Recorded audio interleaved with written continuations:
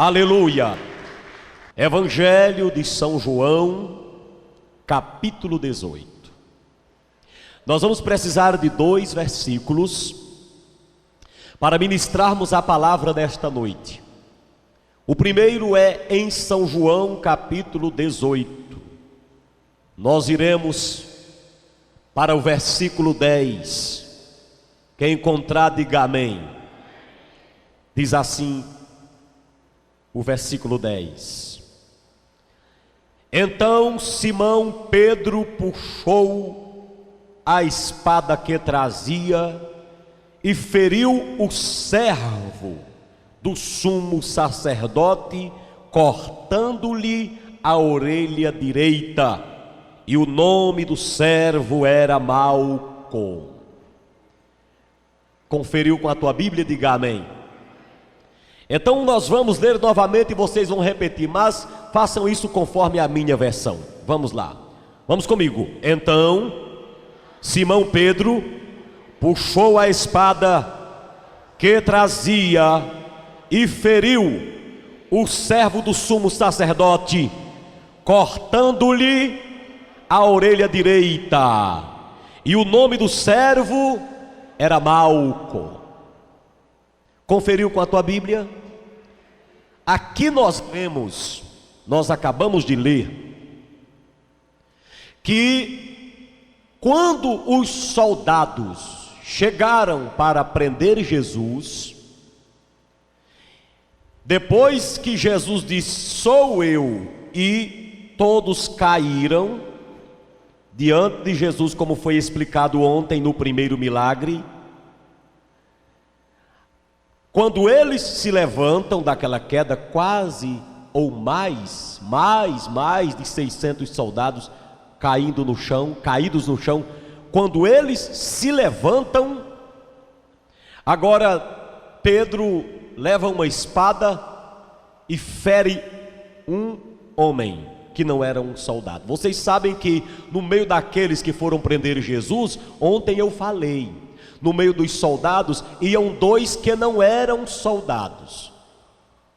Como era o nome de um que não era soldado que ia no meio? O nome dele era Judas, e o outro era Malco.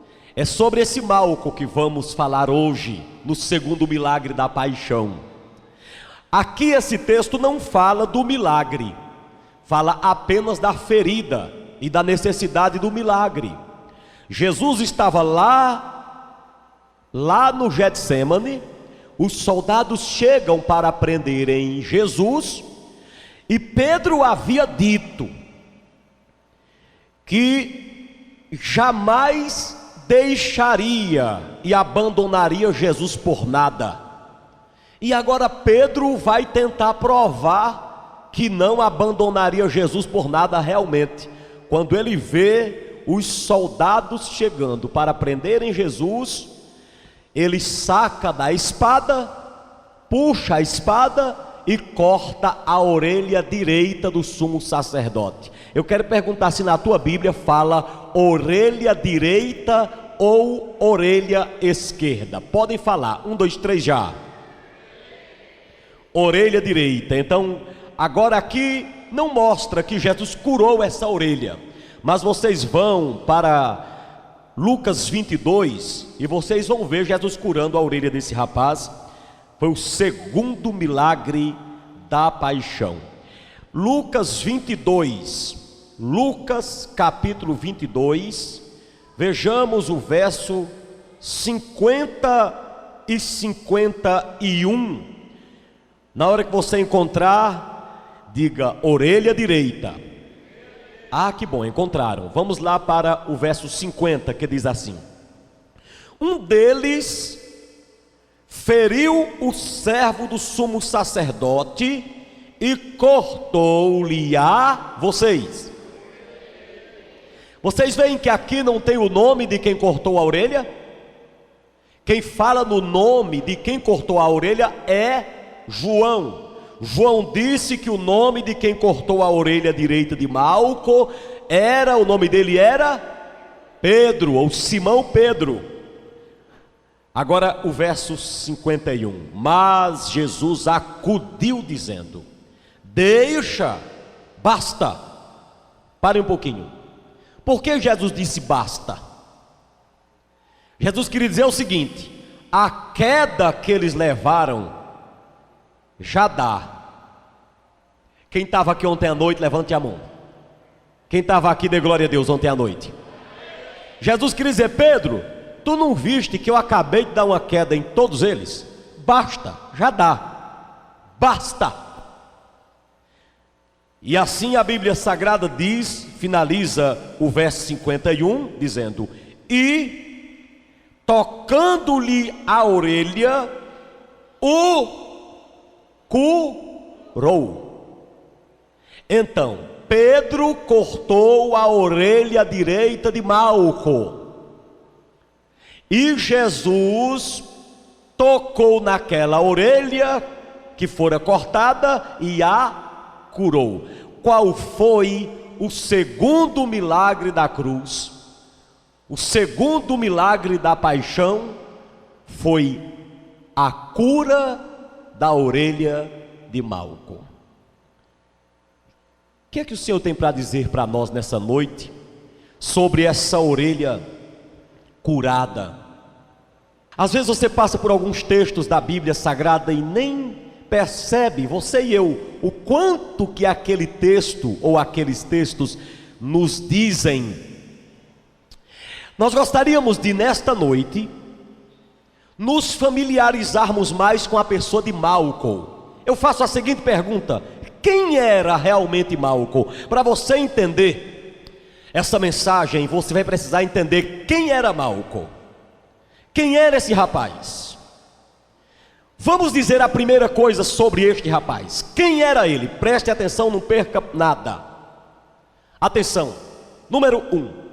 Malco não era um soldado. Ele era um servo do sumo sacerdote. Ele não era um soldado. Muitos dizem: Pedro cortou a orelha de um soldado. Vocês já ouviram isso. Mas Malco não era soldado. Ele era um servo do sumo sacerdote. O que é o sumo sacerdote? O que era o sumo sacerdote? Eu vou explicar para vocês o que era o sumo sacerdote. É bem parecido aqui com a cúpula ministerial aqui. Havia uns sacerdotes em Israel, vários sacerdotes, mas um era chamado de sumo sacerdote. E o sumo sacerdote era o presidente dos sacerdotes, era o sacerdote principal. Era como se fossem os pastores aqui e o bispo Amaro. Era como se fosse o bispo da época, o sumo sacerdote, ou seja, o sacerdote de maior autoridade. Então Malco era servo do sacerdote de maior autoridade em Israel. Quem está me ouvindo, digam amém. Número 2, sobre a vida de Malco. Preste bastante atenção. Quem era Malco? Vamos nos familiarizar com ele. Malco, número 2, ele era um estudante da lei de Deus há 7 anos. Diga, estudante da lei de Deus.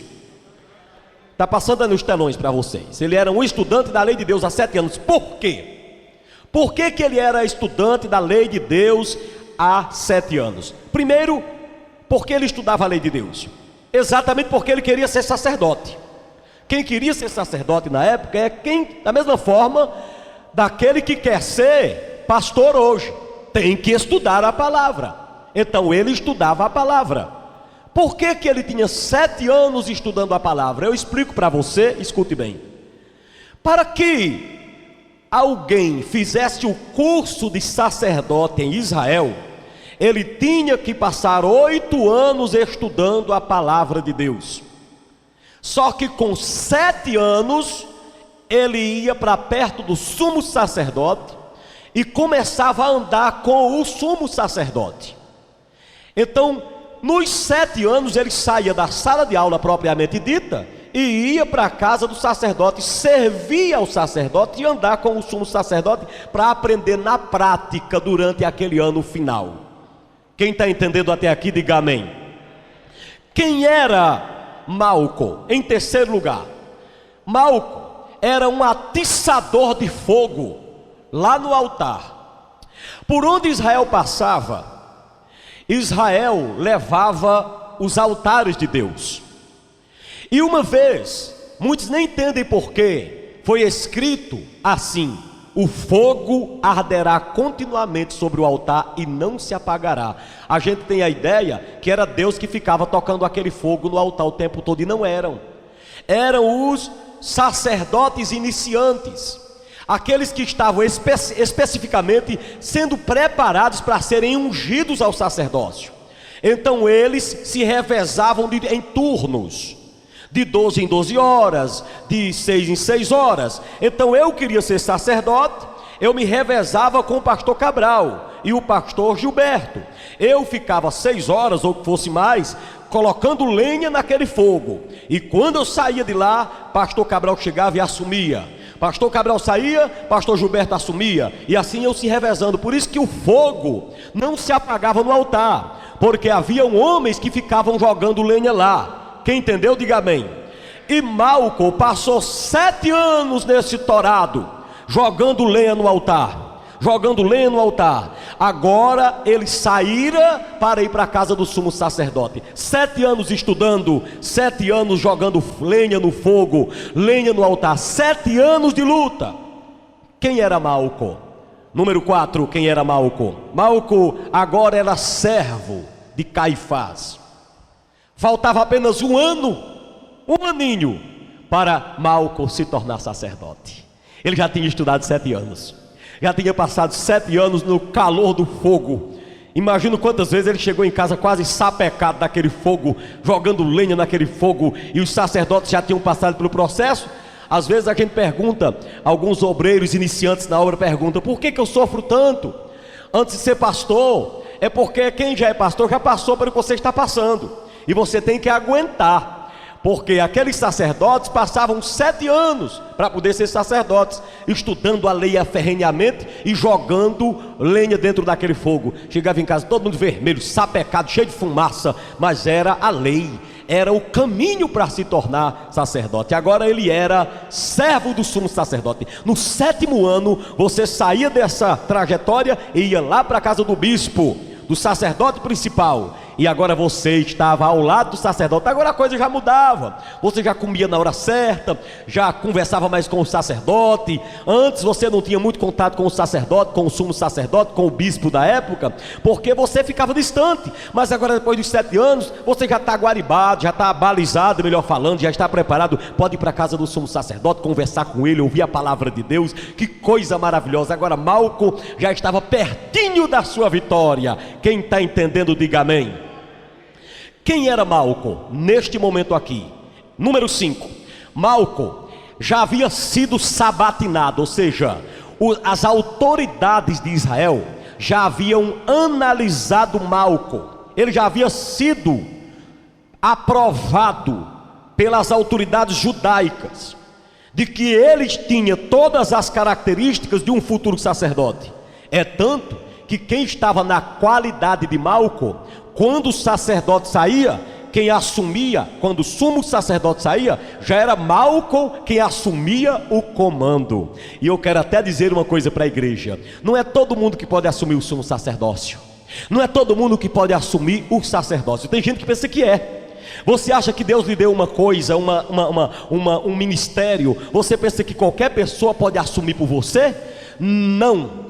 Quando Deus levantava os sumos sacerdotes, só quando alguém estudava 7 anos era que podia assumir a vaga daquele sumo sacerdote. Malco estava perto da vitória, faltava apenas um ano. Ele dava graças a Deus quando Caifás viajava, para ele assumir o altar, para ele assumir a igreja, porque logo logo ele estava vestindo a bata, vestindo a roupa do sacerdócio, estava bem pertinho da vitória. Quem era Malco? Número 5. Gostaria de dizer a você que Malco, neste ponto, número 6, ele já tinha todas as características de um bom sacerdócio. Ele já preenchia os requisitos do sumo sacerdócio. Ninguém chegava a 7 anos estudando em Israel para o sacerdócio, se não passasse na lei de Levítico capítulo 21, verso 17 e verso 21. Qual era a lei? Olha para cá. Qual era a lei? Ele tinha que ser um homem sem defeito. Não podia ter defeito físico nenhum. Agora eu quero que você preste atenção. Lá estava escrito que um sacerdote, aquele que oferecesse o sacerdócio, tinha que ser sem defeito algum. Quando este homem, Malco, foi sabatinado, foi analisado, esse texto aí, apontado para vocês, de Levítico, capítulo 21, verso 17, já havia sido cumprido, já havia sido analisado, e eu vou até ler, Levítico 21, melhor falando, verso 17, deixa eu ler para vocês aqui, o que é que está escrito, diz assim: fala a Arão dizendo: ninguém dos teus descendentes, nas suas gerações, em que houver algum defeito, se chegará para oferecer o pão do seu Deus. Olha aqui para frente. A lei era: ninguém que tenha defeito físico pode oferecer um pão a Deus como sacerdote. Não podia ter defeito físico. E em que sentido era esse defeito físico? Vamos aqui, antes um pouquinho, para Êxodo capítulo 29. Êxodo capítulo 29, quem pode encontrar comigo? Bem, quem não, ouve. Vamos lá, verso 20, deixa eu ler para você. Imolarás o cordeiro, e tomarás do seu sangue, e a porás sobre a ponta da orelha direita de Arão, e sobre a ponta da orelha direita dos seus filhos, como também sobre o polegar da mão direita, e sobre o polegar do seu pé direito. O restante do sangue jogarás sobre o altar. Alguém diz amém? Deixa eu explicar para vocês. A lei era: quando alguém entrava para estudar para o sacerdócio, ninguém sabia muito sobre a vida daquele rapaz. O tempo ia passando e ele ia mostrando se gostava de estudar. Pastor tem que saber estudar, tem que gostar de estudar. O pastor, o sacerdote tem que ser perito na palavra. E com o tempo era levada uma proposta para aquele rapaz que queria ser sacerdote. Seu corpo é perfeito. Aí então ia se analisar aquele rapaz, aquela pessoa aspirante ao sacerdócio. E 3 coisas tinham que ser intactas na vida do sacerdote. Tinha que o pé direito ser perfeito, a mão direita e orelha direita. Diga: pé direito, mão direita e orelha direita. A Bíblia diz que pegava o sangue de um cordeiro e colocava sobre a ponta da orelha direita de uma pessoa que queria ser sacerdote. Olha para cá. Então você queria ser sacerdote.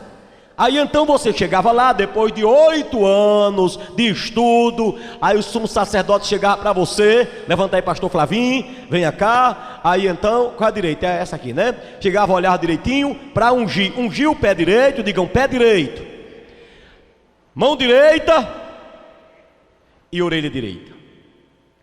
Se o cara faltasse um pé, não tinha como ser sacerdote, que tinha que ter o pé direito, a mão direita. E se faltasse um pedaço da orelha, pode sentar, pastor, se a orelha direita tivesse quebrada, fora do lugar, arrancada, o cara não podia ser sacerdote.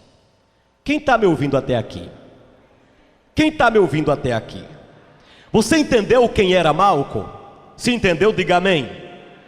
Você entendeu que ele era o servo do sumo sacerdote? Estava se preparando para ser sacerdote, estava bem pertinho de ser sacerdote, seu sonho estava já para ser realizado. Portanto, eu quero que vocês vejam aí na tela uma coisa que eu coloquei. Malco, sem sua orelha direita, era um homem sem futuro e sem perspectiva. Na hora que Pedro foi e cortou a orelha direita de Malco, Pedro sabia o que estava fazendo. Quem está começando a compreender mesmo, diga glória a Deus. Pedro estava com tanta raiva de ver aquele monte de homens querendo prender seu Senhor, que Pedro olhou no meio de 600 homens, Pedro escolheu Malco a dedo. Pedro não era besta.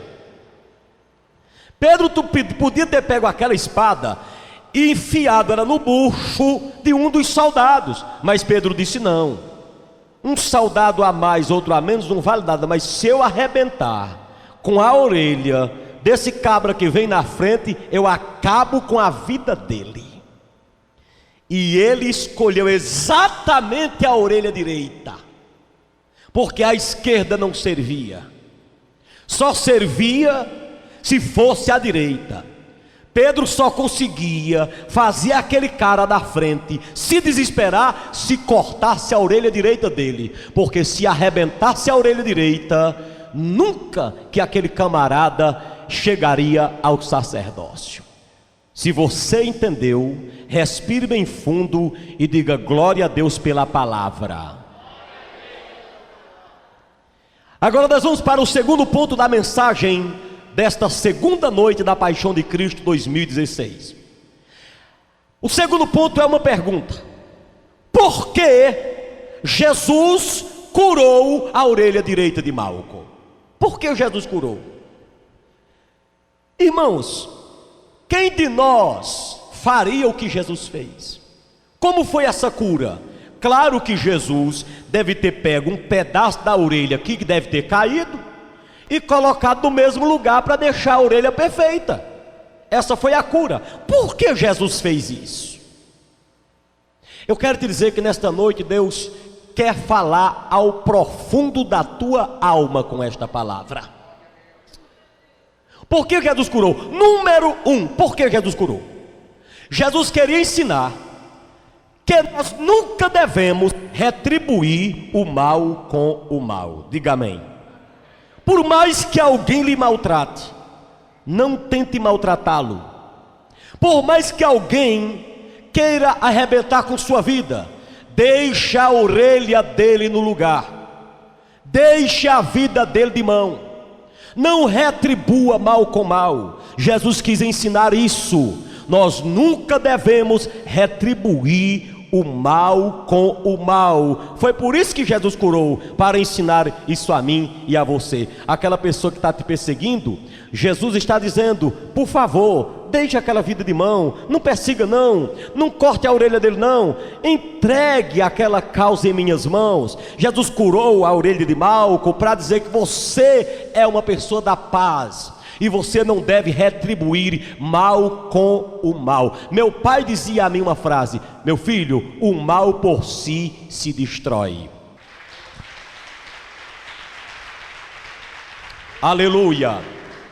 Por que Jesus curou naquela semana da paixão a orelha de Malco? Número 2, por que ele curou? Número 2, Jesus queria mostrar que fazer alguém sofrer nunca esteve nos seus planos. Jesus não se alegra com uma pessoa sofrendo. Jesus queria me ensinar que eu nunca devo bater palmas quando alguém sofre. Eu nunca devo me alegrar com a dor de ninguém. Está escrito assim: chorai com os que choram e alegrai-vos com quem se alegra. Nós não fomos chamados para colocar ninguém para sofrer. O sofrimento de alguém deve causar tristeza em você. A tristeza de alguém deve trazer tristeza a você. Hoje nós nos entristecemos com a família da irmã Poliana, porque o tio dela veio a falecer hoje em Fortaleza. Nós temos que nos entristecer uns com os outros. Hoje nós ficamos orando pela filha do irmão Dil, que não está bem de saúde. Estamos tristes com isso também, eu sei que ele está triste. Estamos tristes com o pai da Ana Cleide, que está enfermo, e com tantos outros, a irmã Marlene, que está enferma, a irmã Helen Lúcia, que está enferma. Nós temos que nos entristecermos com as tristezas desses irmãos, com as tristezas de quem se entristece. Jesus nunca se alegrou com alguém sofrendo, mesmo que fosse aquela pessoa que lhe causava muita tristeza. Nunca diga bem feito, nunca diz é bem pregado. Por que Jesus curou a orelha de Malco? Número 3, Jesus queria mostrar que quem se esforça por uma causa nunca deve ser ignorado. Diga comigo, quem se esforça deve ser honrado. Mais uma vez, quem se esforça deve ser honrado, nunca deve ser ignorado. Vamos lá, nunca deve ser ignorado. O que é que Jesus Cristo queria dizer quando restituiu a orelha de Malco? Ele quis dizer o seguinte: Malco, eu vi você batalhando 7 anos para realizar os seus sonhos. Eu vi quantas noites de sono perdidas. Eu vi quantas vezes você derramou suor. Pedro, eu vi o esforço desse rapaz, Pedro. Eu não posso ignorar o esforço dessa pessoa. Está com 7 anos que ele trabalha. Se você tirar a orelha dele, ele perde o trabalho dele. Irmãos, Jesus Cristo nunca foi de acordo se dá prejuízo a ninguém. Quem pode dizer amém? Irmão, fala a verdade. Jesus era muito lindo, sim ou não? Sim ou não? Era muito lindo. Ele queria dizer o seguinte: Malco, eu vi teu esforço, cara, esse tempo todo, mesmo você vindo querer me matar, mas eu não quero teu mal não. Eu não quero ver você sofrer. Eu vi seu esforço. Irmãos, quem valoriza o esforço de qualquer pessoa está imitando a Jesus de Nazaré. Posso ouvir um amém? Nenhum esforço deve ser ignorado. Nenhum esforço, seja grande ou pequeno, não pode ser ignorado. Alguém fez qualquer coisa para o reino de Deus, louve a Deus pela vida dele, ore pela vida dele. Pastores que tomam conta de campo, orem por quem ajuda vocês, por quem zelam as igrejas, por quem vasculha as igrejas, por quem fica na cantina. Como que não iríamos nos alegrarmos nessa Semana Santa e não mencionarmos desse sermão? Tantos irmãos que trabalham na igreja aqui para manter tudo isso em dias. Vocês percebem que as cadeiras da igreja parecem ter sido compradas agora? Pois não foram compradas agora não. Foi um dia as irmãs trabalhando. Dá para observar as mudanças que há na igreja. São pessoas que se esforçam. Deus tem um negócio com quem trabalha para o seu reino. Aleluia! Nesse segundo milagre, ao segundo ponto desse sermão, pergunta por que Jesus curou a orelha de Malco. Número 4, vamos lá, por que Jesus curou a orelha de Malco? Jesus sabia que às vezes, muitas vezes, as pessoas fazem coisas erradas por influência. Eu pergunto a vocês, Malco ia fazer alguma coisa errada naquela noite, sim ou não? Sim ou não? Ora, ele ia na frente dos soldados para matarem Jesus. Ele ia fazer alguma coisa errada? Sim. Ele ia levar os homens para matar Jesus. Mas sabe de uma coisa? Jesus é lindo demais. Ele até compreende quando alguém faz uma coisa errada porque foi influenciado, e ele dá o desconto. Podes dar glória a Jesus? Diga, Jesus entende. Diga, ele sempre dá o desconto preciso. Vai. Jesus sabe dar o troco direitinho. Malco vem tentar trazer soldados, melhor falando, para prenderem Jesus. Mas Jesus entendeu que Malco vinha obrigado pelo sumo sacerdote. Se ele dissesse não ao sumo sacerdote, ele morria. Aliás, ele perdia o seu sonho. Ele era obrigado por Caifás. Deus sabe quando muitas vezes somos obrigados a fazer algo, e muitas pessoas não entendem porque muitas vezes você faz algo até errado. Mas eu quero te dizer uma coisa: quando você é forçado a tomar uma atitude errada, eu quero te dizer, ninguém vai te entender não, mas Jesus te entende. Jesus te entende. Porque Jesus curou a orelha de Malco. Número 5, vamos lá por quê. Jesus curou porque Jesus sabia que era importante devolver a Malco o direito dele sonhar. Quando Jesus pegou aquela orelha e colocou em Malco, olhe para cá, sabe o que Jesus estava dizendo? Malco, volte a sonhar. Quem tem boca para dar glória a Jesus?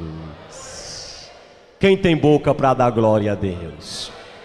Quando Jesus pegou aquele pedaço de orelha e colocou de novo lá em Malco, ele queria dizer assim: Malco, volte a sonhar, volte a sonhar. Eu quero falar para você que está aqui nesta noite e que não tem mais sonhos, nem perspectivas, não sabe mais o que fazer. Se você está entendendo a palavra, eu vou dar uma profecia, e só quem vai entender é quem está por dentro da palavra. Você que não sonha mais, você que quase perdeu seus sonhos, receba a orelha direita de volta.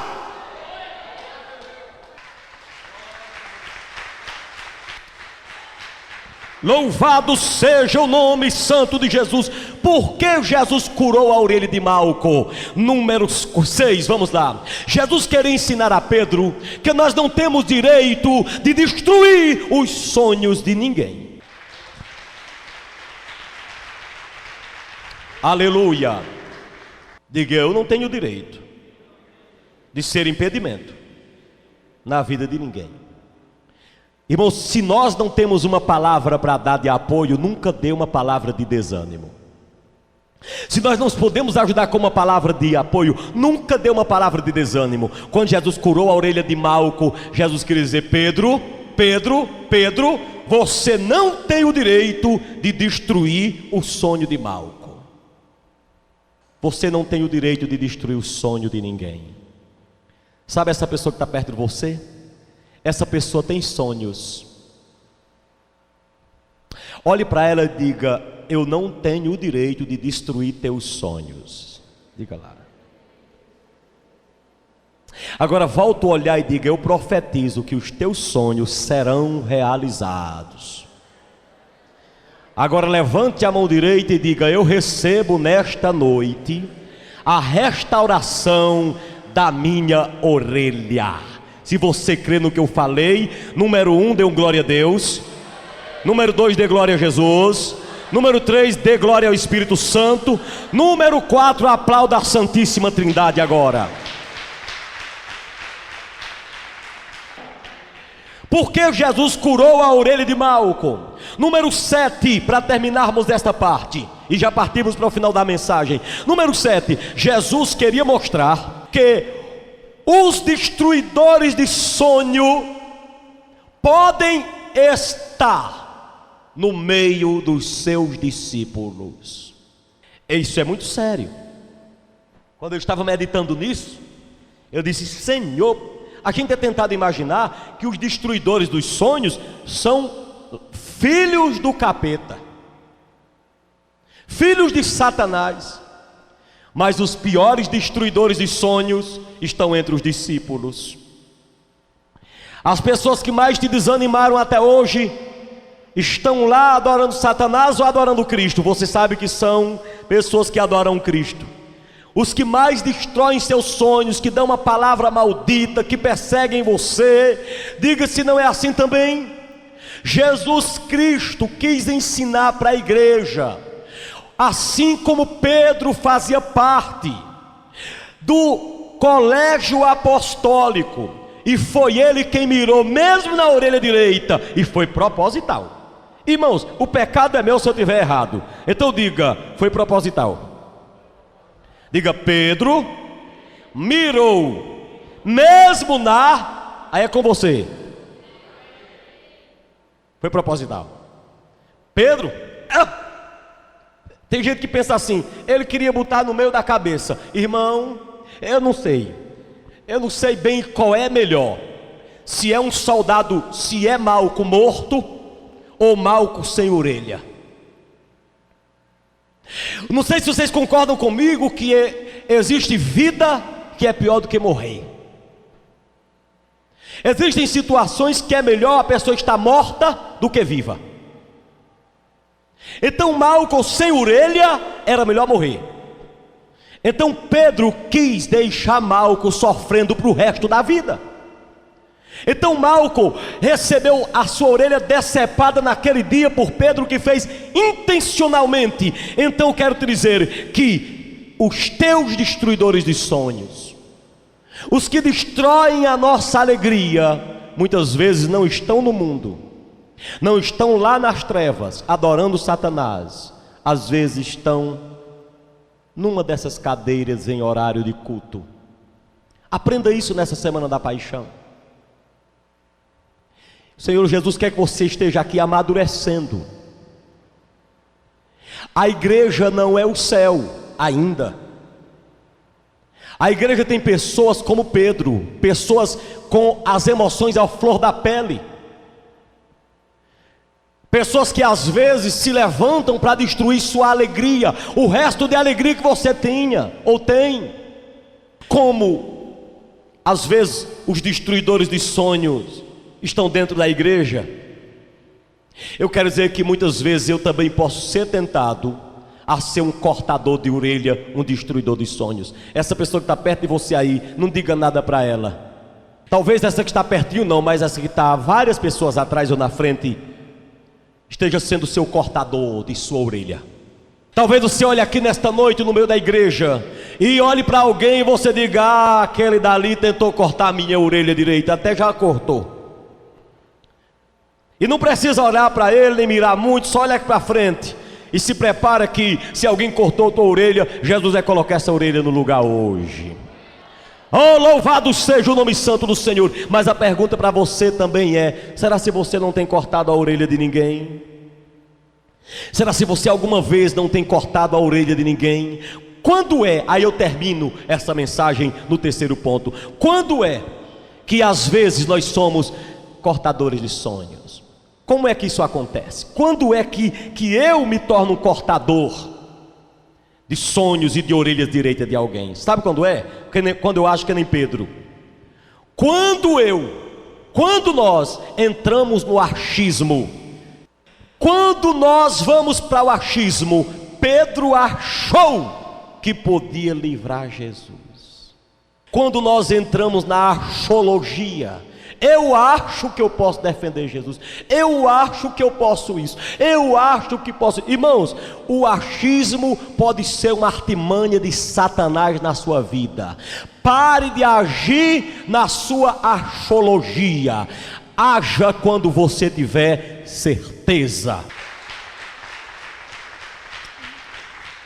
Escute aqui que eu estou terminando. Quando é que cortamos a orelha direita de alguém? Número 2, cortamos a orelha direita de alguém quando não nos importamos com a situação dos outros. Diga: eu devo me importar com a situação dos outros. Nem que você não faça o que eu vou dizer agora, mas diga pela fé, olhe para a pessoa que está perto de você e diga: eu me importo com você. Foi tão fraco que parece que ninguém dizia. Ninguém se importa mesmo. Aleluia. Deixa eu falar para você aqui. Nós cortamos a orelha do povo quando nós não nos importamos com as pessoas. Pedro naquela hora não se importou com algumas coisas. Primeiro, Pedro nem se importou que estava destruindo o sonho de um homem. E quando você destrói, atenção, quando você destrói o sonho de uma pessoa, você derruba um bocado de gente com ela, não é verdade?